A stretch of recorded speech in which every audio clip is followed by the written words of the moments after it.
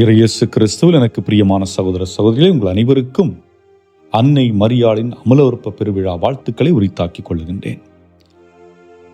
திரு அவை அன்னை மரியாளை நினைவு கூர்ந்து விழா கொண்டாடி கொண்டிருக்கின்ற இந்த வேளையிலே நாமும் திரு அவையோடு இணைந்து இந்த விழாவை சிறப்பிப்போம். அன்னை என்று சொல்லுகின்ற பொழுது நாம் பெருமிதத்துடன் சொல்லலாம், இயேசுவின் தாய், கடவுளின் தாய் என்ற பெருமையை நாம் பறைசாற்றுகின்றோம். காரணம் என்ன? அன்னை மரியாள் முதலில் அவள் புதிய ஏவாளாக தென்படுகின்றாள்.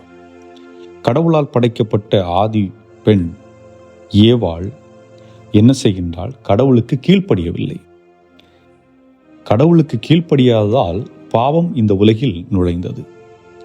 ஆனால் அதற்கேற்றாற்போல் புதிய ஏவாள் என்ன செய்கின்றாள்? கடவுளுக்கு கீழ்ப்படுகின்றார்.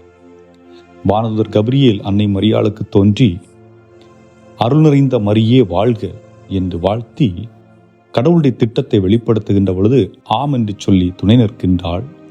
ஆம் என்று சொல்லது மட்டுமல்லாமல் தன்னுடைய இறுதி நாள் வரை அந்த ஆம் என்ற வார்த்தையை கடைபிடித்தவளாக நின்று கொண்டிருக்கின்றாள்.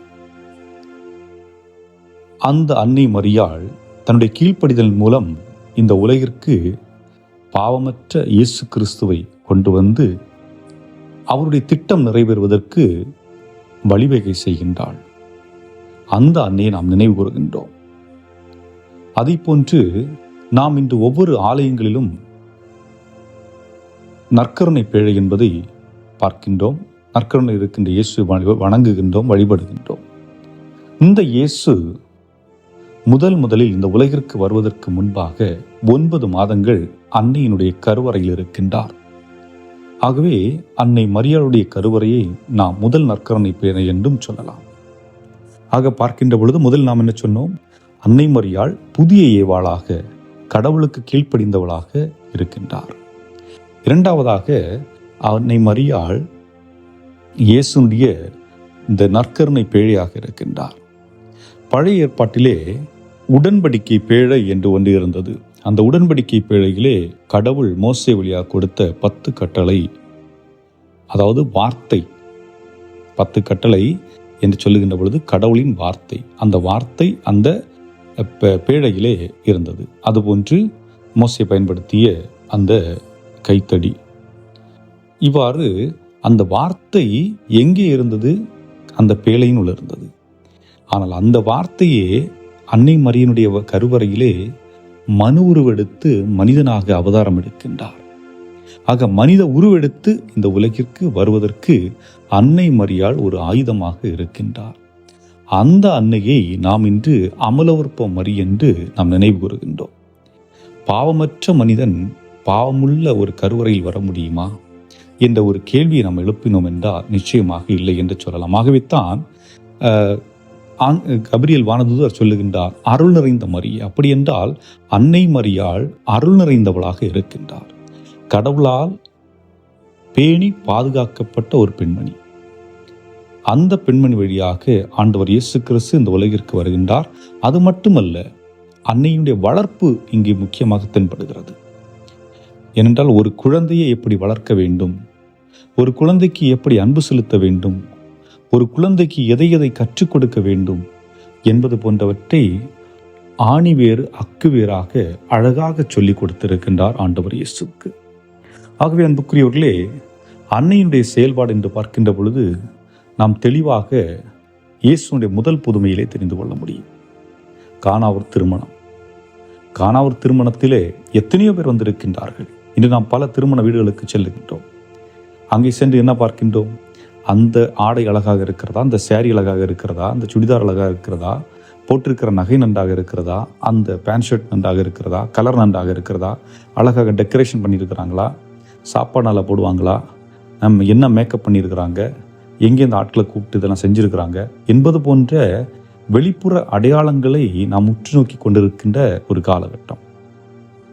அன்றைய காலகட்டத்திலும் திருமணம் என்பது பல நாட்கள், ஒரு வாரம் நிகழக்கூடிய ஒரு நிகழ்வு. அப்பொழுதும் பல அலங்காரங்கள் செய்யப்பட்டிருக்கலாம்.